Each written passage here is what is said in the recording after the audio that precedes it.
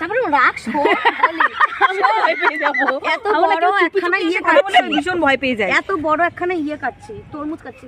মা ওটা কি কাটছো? তাহলে মনে হয় না তরমুজের টুকরোটা নিয়ে ওনার মাথার মধ্যে একটা ছুরি মারি অর্ধেকটা। অত বড় তরমুজ আমার ছেলেরা মাঝে মধ্যে করে, ও মা তুমি যদি দেখে ফুচকা খাচ্ছ, মা তুমি কি খাচ্ছ ওটা?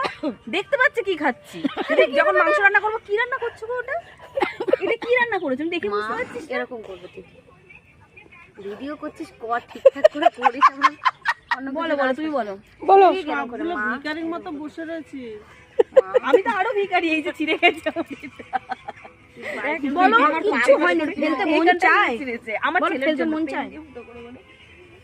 এই আপনার কিছু বক্তব্য আছে? ওখানে সেলাই করা যাবে না, পেছন দিক দিয়ে আস্তে আস্তে আপনাকে দেখানো যাচ্ছে না, আপনার ইয়েটা বেরিয়ে গেছে। ফেলতে মন চায়।